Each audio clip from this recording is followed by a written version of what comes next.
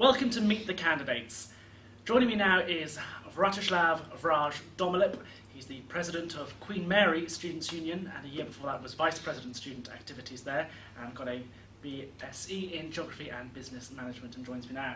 Welcome, Vraj. Hello, Craig. What do you see as the role of the Students' Union? The role of the Students' Union is really to represent all the students who attend the institution, be it to external or internal bodies. It's extremely important to raise any concerns or issues that students have with the principals or any external organisations.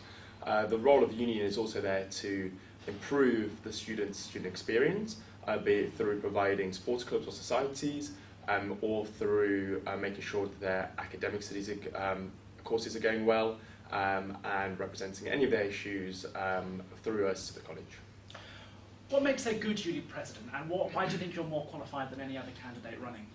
What makes a good ULU president is somebody who will be able to represent all 120,000+ students under the ULU umbrella. It's extremely important to make sure that all students' voices are heard and lobbying and campaigning is effective on all those issues and concerns.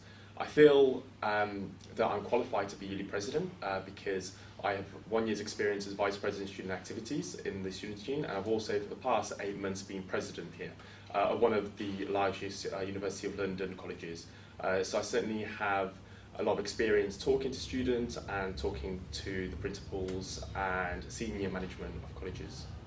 Now, the ULU president is meant to represent University of London students to the government.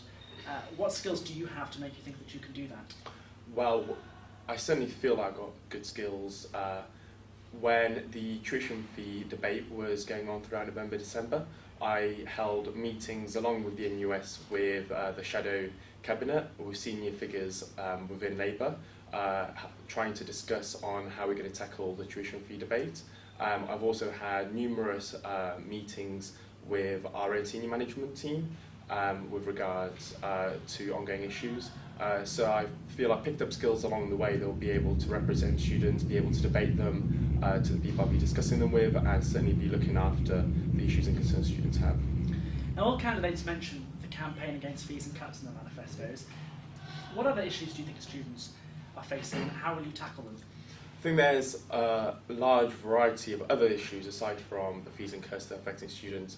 The visa issue is a huge issue that will be affecting international students, and it's extremely important to work with the government on ensuring that that issue is sorted out and international students have a good opportunity to come and study abroad. I think there's also problems with the travel, where the tube prices are extremely expensive for students, and ULU has a perfect opportunity to campaign and work with TfL and the Mayor's Office on reducing that for students. And I also think there's other variety of issues. Day-to-day living in London is very expensive, and helping students to actually be able to afford to live and study in London. The University of London has 120,000 students, so what experience do you think you have that qualifies you to represent such a wide variety of individuals with such different backgrounds, priorities, needs, etc.? Well, being a foreign national myself, I get to see the picture of international students, the issues and concerns that they have. While also growing up or sitting in London, I get all the issues and concerns that home students have as well. I've, as I said, had meetings with high-profile politicians, and I've also have lots of experience with working with other union sabbaticals, going to other colleges within ULU, speaking to those students and having a general wider perspective of the issues and concerns students are facing in London. So where do you see ULU fitting into the wider society? I think ULU has a perfect opportunity to work with the wider society. There's a great opportunity for ULU to work with London Citizens North, where we'll be able to reach out into the wider society and help schools, help other colleges, help religious institutions, really developing the local community. Or also feel that it's a perfect opportunity for ULU to go into each individual institution under the umbrella and actually be able to help them go out into the wider community, increase our wider participation, and really help and develop the local community. Without naming names, because you can't, how do you think your incumbent has done this year? The incumbent officer has certainly raised the profile of ULU, certainly over the past couple of months with regards to the tuition fees and the cuts to a variety of different sectors. However, I do feel that the incumbent has been criticised by a majority of the student body who feel disenfranchised and feel that they're not fairly represented. So, yeah. Now, let's go back to the fees and cuts. Shortly after Millbank, you released a statement condemning the violence. This was later retracted by your student body at a UGM. Why did you think it was necessary to rush to a statement without any kind of student consultation? Myself, along with the rest of the Sabbatical team, were at Millbank, and we witnessed everything that happened. And we did release a statement on behalf of the Sabbatical officers condemning the violence. This was then later retracted by our student council, and the statement was removed. In hindsight, we should have consulted with our student body first, but at that time we felt it was necessary to condemn violence because we saw that the media would instantly focus on the violence rather than the reasons why 52,000 students went on the NUS-UCU protest. Do you regard that as a mistake in retrospect? I think it would be better to consult with our student body first and see how they feel about the statement that we were about to release. You say you'll be a voice for all students in your manifesto, but what qualifies you more than any other person not to be influenced by your own personal views, which obviously may not be the same views as other students within ULU? Mm-hmm. Well, I'm running in this campaign, in this election, on no political agenda. I won't be bringing any of my own personal political feelings or issues to ULU. One of my main manifesto points is to have a mass student consultation of all ULU students, where I'll be able to really see the wider issues and concerns that face all the students within ULU and be able to take those issues and concerns forward and actually address them. You talk about continuing the campaign on fees and cuts in a more inclusive way. Mm-hmm. What do you mean by that? I think it is important to carry on the campaigning against fees and cuts. However, there's certainly been certain groups of students who really felt that the current movement does not include them and they feel really disenfranchised. So I really want to include every student to feel safe and to feel like they can voice their concerns and to voice their opinion. So really include everybody who at the moment feels slightly that they're not able to get involved because the current campaigning might be too extreme and too violent. You also talk about, following on from that, doing more and putting on more events for sports and societies. Mm-hmm. But is that not is that really the best use of time for ULU in such a politically intense period? I think it's extremely important to carry on the current issues, which are fees and cuts. But I also really think that the point of a student union is also to improve the student experience, and certainly sports clubs and societies fall under that as an integral part of every student union. So equally, I think they're both important as each other.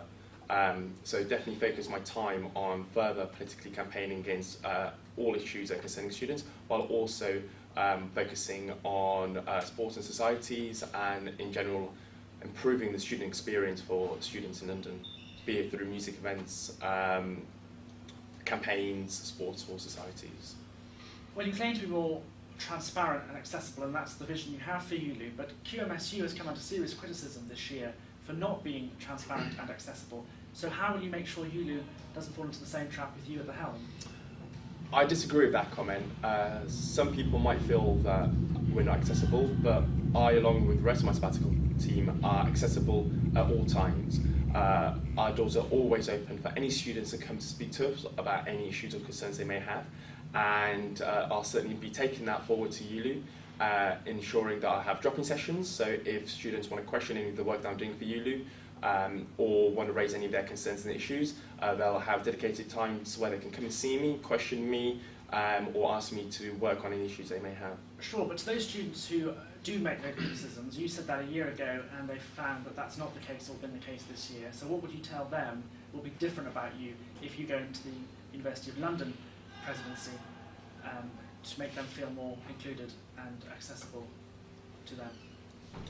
I'd just reiterate that I am always available. They can always contact me via telephone, via my emails, or come and see me in person. At no point have I ever not responded to any students, and I certainly feel that I'm an accessible person, and they're more than welcome to come and see me and speak to me about any issues they may have. You've been heavily criticised for not supporting the movement enough this year in terms of fees and cuts, except for a speech that you made at the LSE rally on Houghton Street. What have you actually done to defend the education of your students?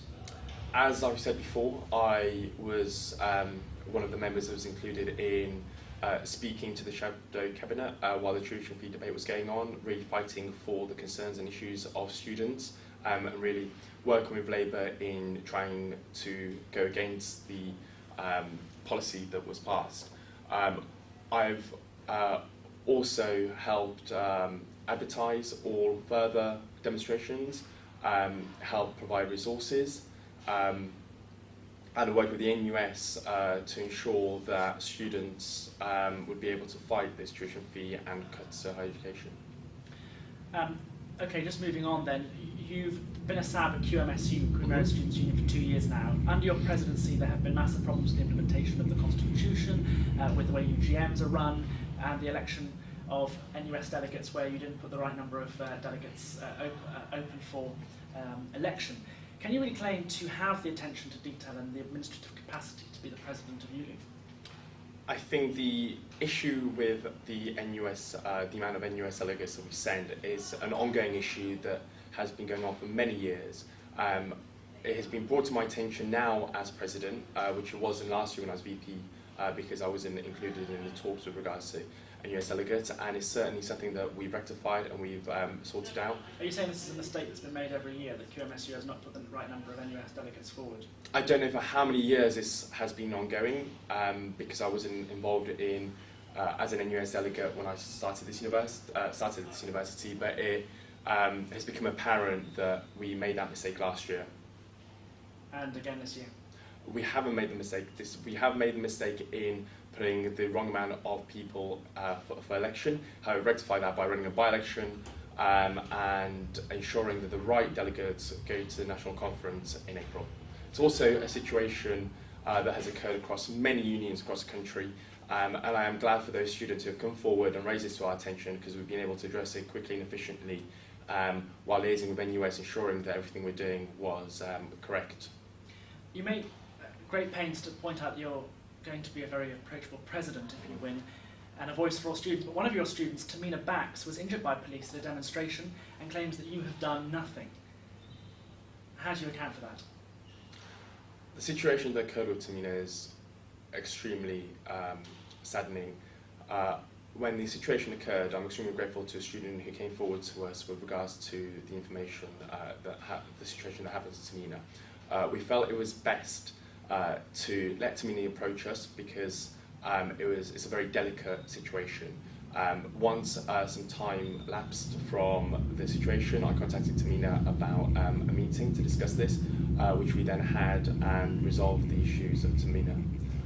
Well, how did you resolve the issues of Tamina? We spoke about what we could do as a union, directed her towards advice and counselling with the college, and then also a motion was brought to student council condemning the violence, the police brutality, which we then sent to the IPCC, and we've released a statement to a number of national newspapers. So why do you feel that? Why would you think that she still feels like you've done nothing? Do you feel that you could have done more? In hindsight, I do feel that we could have contacted Tamina a lot quicker instead of giving her some time to come and speak to us, and it's certainly something that we've learned from our mistakes, and we'll be able to address any situations that occur like this in the future more effectively and efficiently. Final question. Your slogan for this campaign is I Heart Raj. Don't you think that's a bit conceited and arrogant?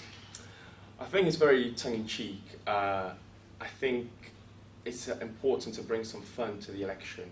ULU elections have always had terrible voting turnout, and it's just something to raise awareness of students that I am running in the election, and it's something that will hopefully increase voter turnout. And as I said, it's just a bit of tongue-in-cheek and not arrogant. Vraj Domalip, thank you for joining us. Thank you very much, Craig.